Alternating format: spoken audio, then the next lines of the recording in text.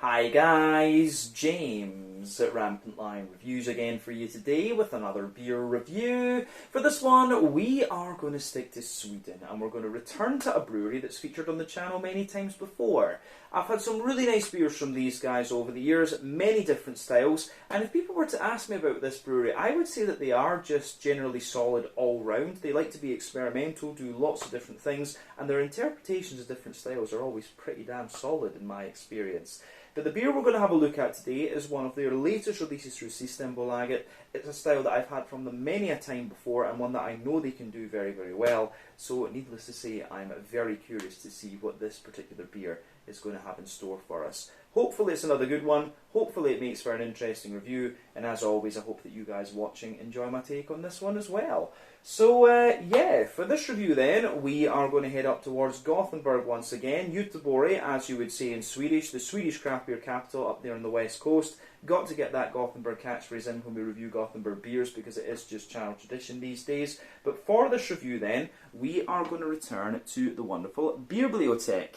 So this particular beer is called We Make Bangers, Not Anthems. It comes in at 6.7% ABV. It's another New England Hazy, whatever you want to call it, IPA, and it's also number 348 in the Beerbliotek numbering system. But this beer, if memory serves me correctly, was released as part of the Lokalt Småskaligt assortment through Systembolaget here in Sweden for April of 2023. So this is one of the last April beers that I need to take a look at the moment.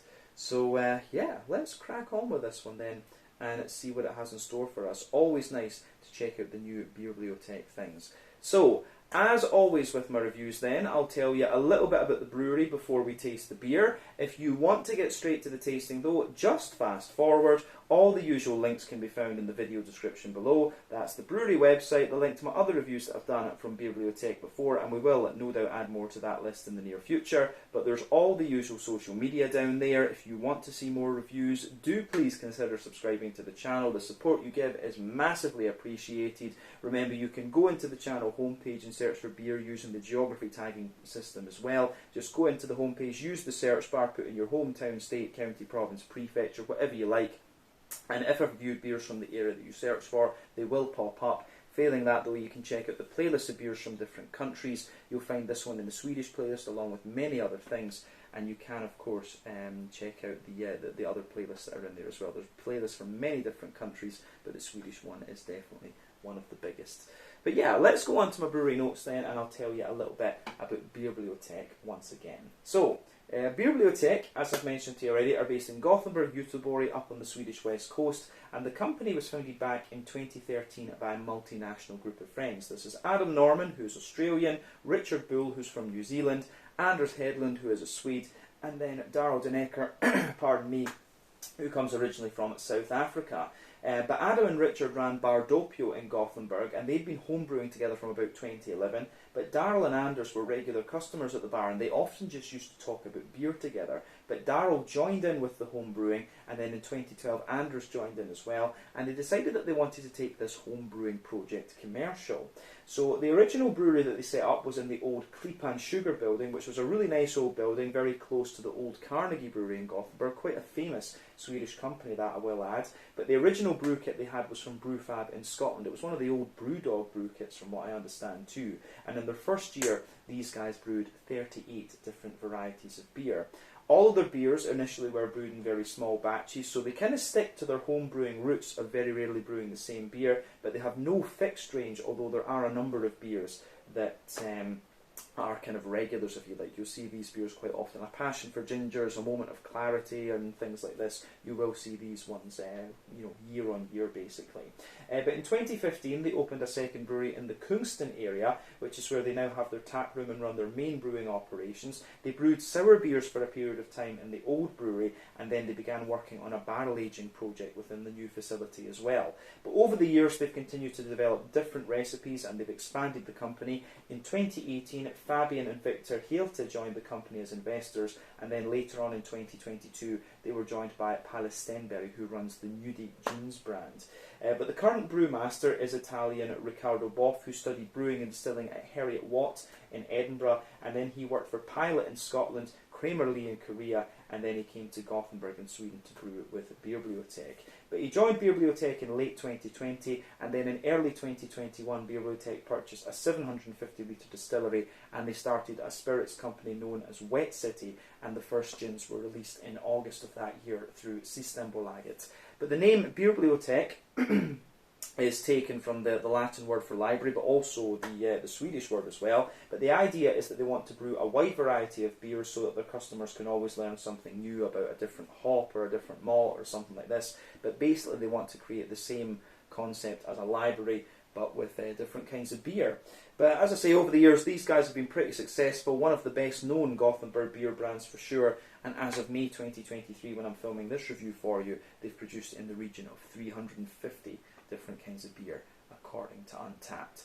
But yeah, that's everything I can really tell you about Beerbliotek for the moment. If you want to learn more about these guys, you can of course check out the brewery website. You can follow them on Facebook and Instagram to keep up to date with all the latest goings on, and you can check out the Rate Beer, Untappd and Beer Advocate pages to learn a little bit more about all of the different beers that these guys have done. So yeah, let's go on then and actually have a little look at this beer itself. So as I said to you earlier, this one is a 6.7% New England Hazy, whatever you want to call it, IPA. This is brewed with Idaho 7 and Sabro, both hops that we know fairly well, both of them American, both of them in the region of like 14% alpha acid. Idaho 7 in a New England IPA is going to give you lots of juicy mango, quite a lot of apricot and papaya, you know, these kind of drier, lighter tropical fruits, whereas Sabro is going to give you that big oily orange thing with a little bit of kind of coconut behind it too.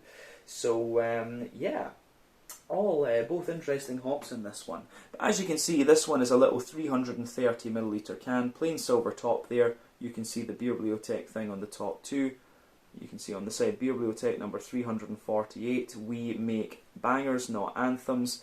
But yeah, you can also see the Swedish independent craft brewery thing there. I'm not sure how well the camera is going to focus on that, but there you can see the main Beerbliotek symbol on this one.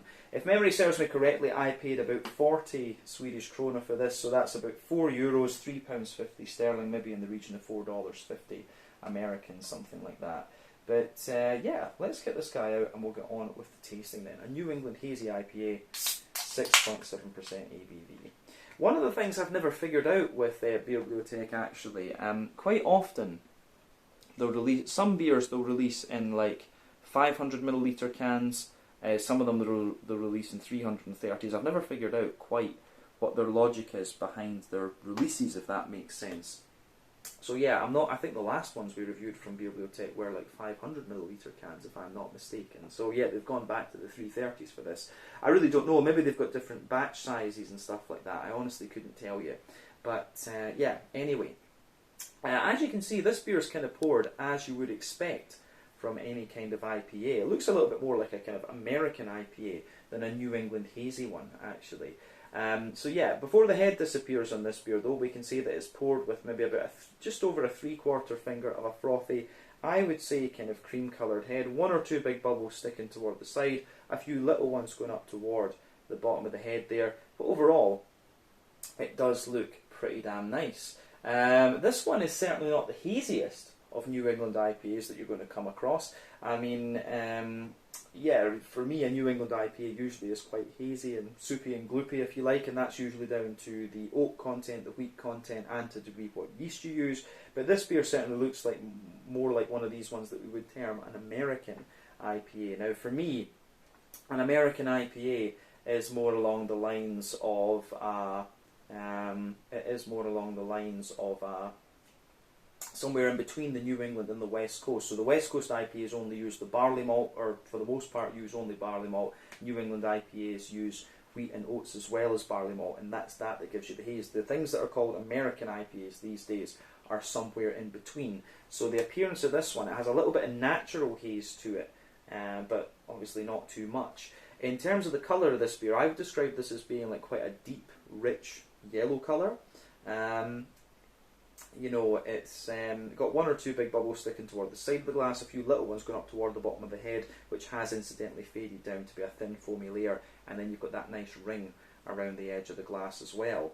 But yeah, little bits of, you can see there's little bit of sediment particles just kind of floating around in this one. It looks quite nice, I have to say. Remember though, the colour of your beer depends on a few things. One, the type of malts that you use. This goes a long way to determining your EBC rating. Two, length of your wort boil is also going to play a role, because the longer you boil the wort, the more the sugars caramelise, and thus you get a darker colour of beer. But any barrel aging you do or adjuncts you put in will affect the colour of the beer as well. But in this case, you know, when it comes to IPAs, you don't often have to care about these actually. Yeah, so looks pretty nice, this one.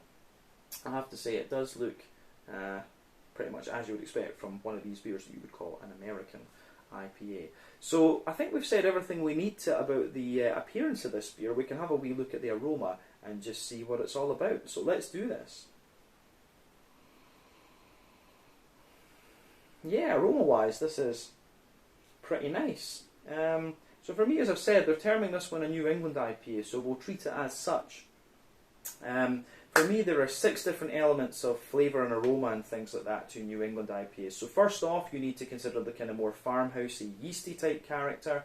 You've also got the Riley and grainy side of things. Those 2 elements are a bit more common in American brewed New England IPAs, but you've also got the wheaty bitiness, the oaty creaminess, the barley malt bread, and the sweet kind of things in these beers as well. So you should always think about these. For me, this beer, it leans toward the oaty side of things, but you do get a little bit of the wheat and a little bit of the kind of sweetness as well. So you've got a wee bit of everything going on in this beer, I would say. But yeah, definitely with this one, I would point out as well, and as I kind of suggested earlier, this beer is not in its prime freshness, because, you know, I had all these technical problems before I went to Japan and so on. But yeah, it still should have held up pretty well. But you can smell, one of the things you'll always smell with New England IPAs, the oats are a very good indicator of how fresh your IPA is. So the creamier the oats are, the fresher the beer is, the drier the oats are, the older the beer is. That's definitely worth kind of pointing out. So for me, with this beer, you can smell quite a few different things in this one. It leans toward the oaty side of things. You've got a nice little green component to it, which is quite bright. You've also got a good little bit of oily, fruity character to this one as well. So for me, the backbone of this beer, you've got a fresh white bready bread crust in there. You have got a little touch of woodiness to this one. You've also got some Jacob's cream cracker, which is good. So yeah, you've got that nice kind of Jacob's cream crackery note in this one. On top of that, you definitely get a little touch of like a sweet brown bread in this one, a sweet kind of wholemeal brown bready character. You've also got some nice kind of white bready notes in there as well. The white bread character in this one, incidentally, seems a little bit dense, which is quite interesting. So you've got that nice dense white bready character coming out of this one. On top of that, you certainly have a little bit of a, on top of all of that, you definitely have a little bit more of what I would term a kind of, you've got a little bit of a kind of almost, you can smell the wheaty character just kind of densifying the beer out, and in the back of the nose, you absolutely get a little bit more of a kind of,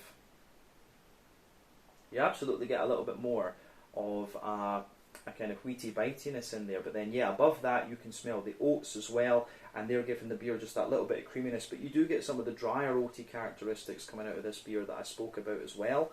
And then yeah, you've got some nice oily sweetness to this beer. So yeah, oily kind of caramelly notes for sure, a little bit of McVitie's digestive biscuit in there.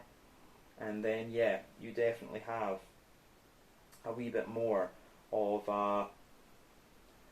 you've definitely got a little bit more of a kind of McVitie's digestive biscuity character to the beer as well. So that, for me, that's really quite interesting, definitely. Yeah, curious, definitely curious.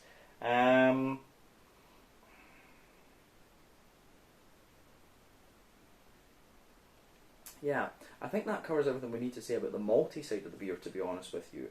When it comes to the green component of this one, it does have quite a great bright green component to it. And as I've explained in many IPA reviews before, when it comes to making these beers, you have 3 different kinds of hopping you can use. Early addition hopping, which normally takes place within the first hour of the wort boil, that gives you a good little bit of, gives you a lot of bitterness actually. You've got late addition hopping, which takes place within the last half hour of the wort boil. That gives you mainly, mainly flavour and aroma, but also a little bit of bitterness. And then you've got dry hopping, which takes place after the wort boil is complete, and that gives you pretty much all flavour and aroma. When it comes to West Coast IPAs, they tend to use all three, and that translates to a deeper, danker green component.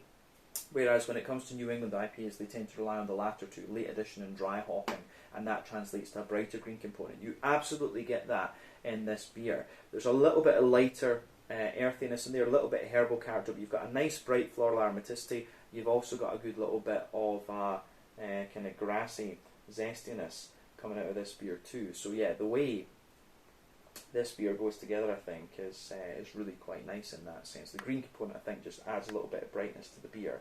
But on the fruity side of things, you have a nice little bit of juicy mango.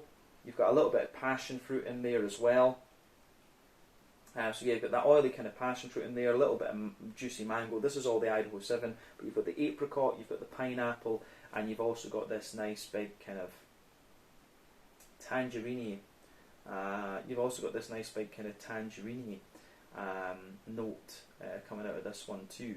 Yeah, I like the way this goes together actually.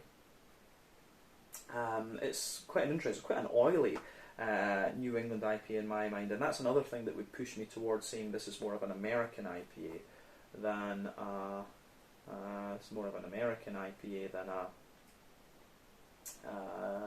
than being a New England hazy, if you like. So yeah, I like how that one goes together. So yeah, let's, as I always say, take a bit of time to ponder over the aroma of this beer, and then before you taste it. That's always half the experience when it comes to craft beer. So yeah, let's have a wee look at the aroma of this one, or let's have a look at the flavour of this one now and see what it's all about. We've just taken a wee look at the aroma. So yeah, this one is the We Make Bangers, Not Anthems, number 348 from Beerbliotek in Gothenburg. Let's do this. Sláinte, skål, cheers.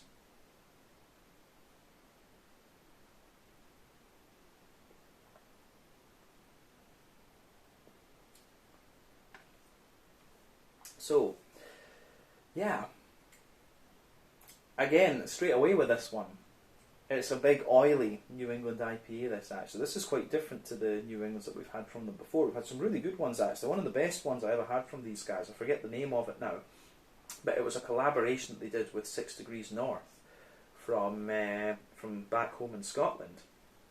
And that was one of the best ones. This is more of a kind of, this does strike me as more of a kind of an American IPA rather than anything else. This beer actually reminds me a little bit of the Long White Cloud from Tempest Brewery, one of my favourite breweries in Scotland. So it has that kind of oily feel to it. This is definitely, I don't know if I'd describe this as a New England hazy IPA, this one. This is definitely more of a kind of American one that's in the middle of the spectrum. It's got a bit of the West Coast sweetness and a bit of the kind of bigger green component in there, but it's got the more oily, fruity characters coming out of it. So yeah, interesting stuff, I have to say.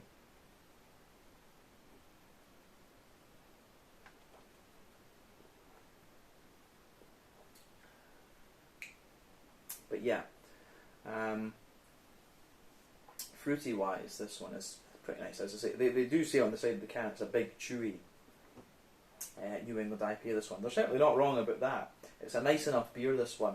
Is it my favourite IPA that I've had from Beerbliotek? Probably not. We've had some really good. Eternal Dankness is always a very good West Coast double IPA, and like I say, that one that I had from it was a collaboration with 6 Degrees North. That's potentially the best in New England, but I'm sure they also did a collaboration with one of the Finnish breweries as well. That was a really good New England double or whatever. But yeah, the way that goes together is pretty nice. Yeah, let's break this beer down then and just describe it a wee bit more in depth.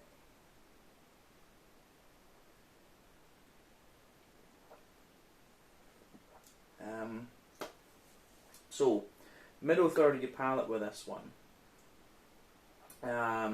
You can feel, we'll break this beer down and describe it properly as we always do. Middle third of your palate, we can feel you can absolutely feel there's a little bit of a kind of fresh white bready bread crust in there. So the backbone of the beer, yeah, fresh white bready bread crust. Further forward on that middle third of your palate, you get a little tiny bit of woodiness in there, but that's very, very minimal in this case. So fresh white bread crust. On top of that, a little bit of Jacob's cream cracker, a wee bit of dryness there. Then above that, you have a slight layer of a kind of crisp wholemeal brown bread, and then you get that more dense. White bready character coming out of this one. So yeah.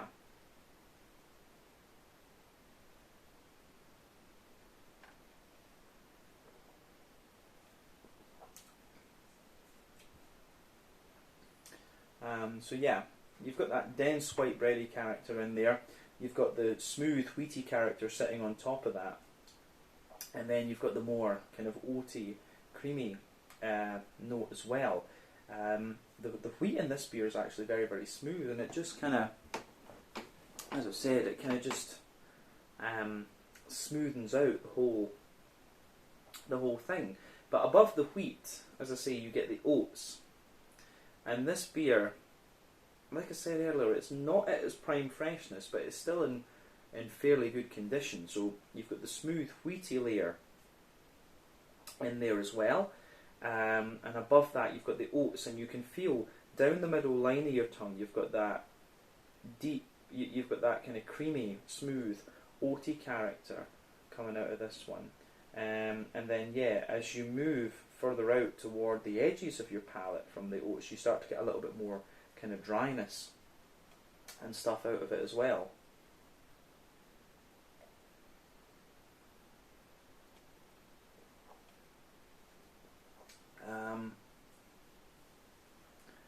So, yeah, in the dead centre of your palate, there maybe is a little bit of a straight up sweet caramel there.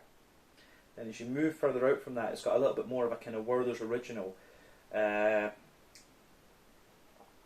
butter candy type thing, and as you move out toward the edges of the palate.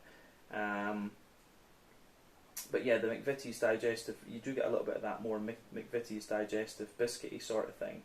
And that, as I say, that is quite nice. Yeah, I do like how that goes together.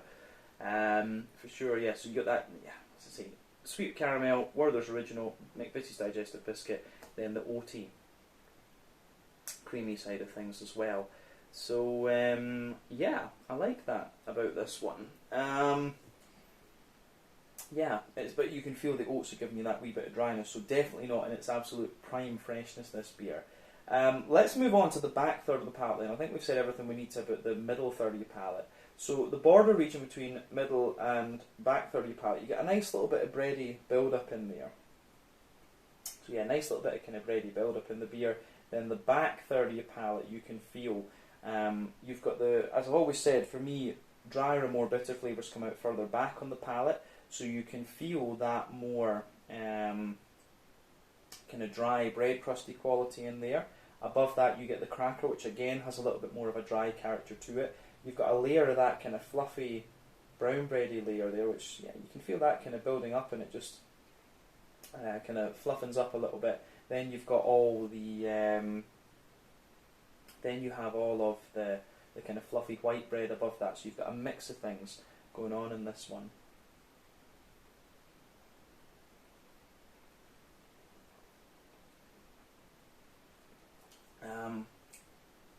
So yeah,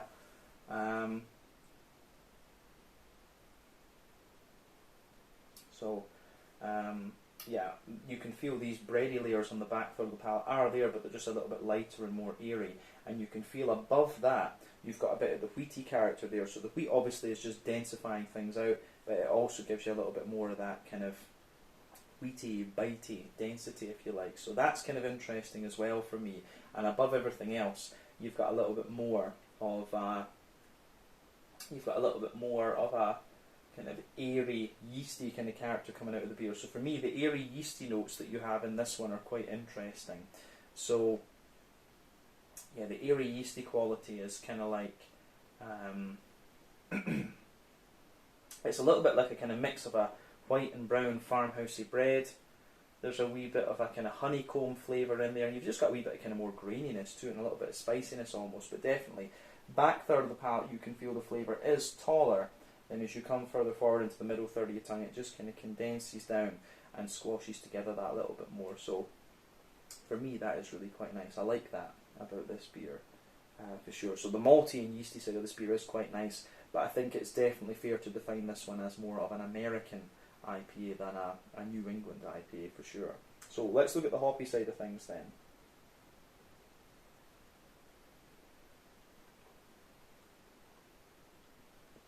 So yeah, for me, back corners of the palate, a little bit of earthiness there, a little bit of herbal character going forward. Then as you push further forward toward the front corners of your palate, you've got a little bit more of a floral aromaticity sort of thing going on. It's a little bit more oily and zesty. Then round the front curve of the palate, it's a wee bit lighter and more grassy, I would say too. So yeah, that goes together quite nicely, I have to say. The fruit, generally speaking, I would say the green component of this beer is more oily rather than anything else. But yeah, on the front third of your palate then, the border region between front third and middle third of your palate, you get a nice little bit of bready build up in this one. So yeah, nice little bit of bready build up in there. At the base of that front third of your palate, there's the bread crust, the cracker, the smooth white bready notes, and then you get that nice oily bubble where the juicy fruity esters just kind of roll their way out of the beer. So yeah.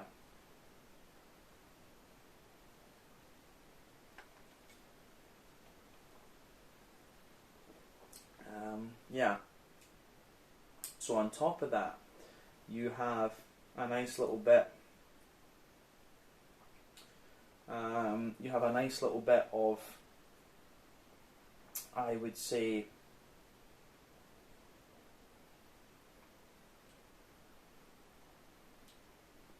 yeah, underneath, yeah, in that border region between front and middle third of your palate, you get a little bit of bready build up there, white bread build up at the base. You've got a little bit of the kind of bread crust, the smooth white bread, and then yeah, that oily bubble where the juicy fruity esters just roll their way out of the beer. So for me, if I was tasting this blind, I would actually wonder if it was Hallertau Blanc or Nelson Sauvin that's in this one, because the fruity character is really oily.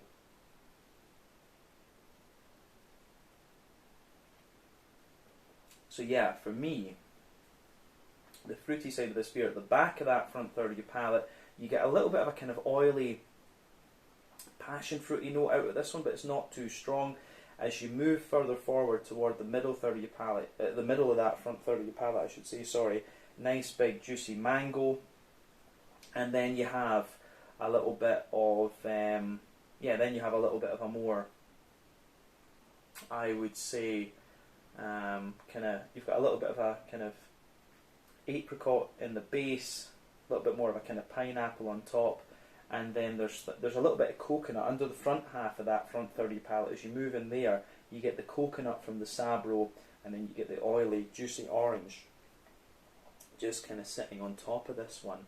So yeah, the way that everything goes together in this beer, I think, is pretty damn nice. So it gets a thumbs up for me. But in terms of New England IPAs, I really don't know if we can class this one as a New England IPA. I would say that it's more of an American IPA, to be quite frank with you. Yeah, I would absolutely say this is more of a kind of just oily American IPA. It has some New England character, but it also has some West Coast character to it. So that is absolutely worth bearing in mind with this particular beer. So yeah, interesting to say the least. But in terms of the mouthfeel of this one, I would say. In terms of the mouthfeel of this one, it's I'd say that it's pushing toward the top end of mid-bodied. Yeah, carbonation is quite smooth. It's mainly an oily mouthfeel, this one, rather than anything else. In terms of the IBUs and stuff like this, I think it's a fairly standard, 25-30 IBU beer. This one, that's normal for a New England IPA, so it's on the lower side of things. The malt base, as we said, has a little bit of graininess to it. It's got quite a lot of smoothness in the middle. There's a degree of creaminess and sweetness on top of there, but yeah, quite an oily malt base. And you've got these nice big oily fruity components coming out of this one too. So yeah, the way it goes together is quite nice with this one. So yeah, I think it's an interesting beer, this one, but certainly not the best New England IPA I've had from Beerbliotek, nor the best IPA generally that I've had. But there's nothing wrong with it, if that makes sense. It's solid enough, but it is.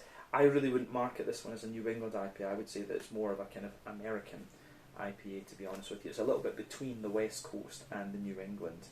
But yeah, still an interesting beer, and it's always nice to try the new things that Beerbliotek are putting out there as well. But yeah, let's leave it at that for this one. This was the We Make Bangers, Not Anthems, number 348 in the Beerbliotek numbering system, an IPA at 6.7% ABV. So yeah, once again, thank you for watching my beer reviews. Until the next time, please like, subscribe, share, all the usual YouTube stuff. Let me know your own thoughts on this beer in the comments section below. Let me know what your favourite beers are from Beerbliotek as well. And we will no doubt return to these guys again at some point in the fairly near future. But until then, slàinte, skål, cheers, check out my social media, pardon me, check out Beerbliotek's social media, and we will no doubt return to these guys again very soon. Slàinte, skål, and cheers.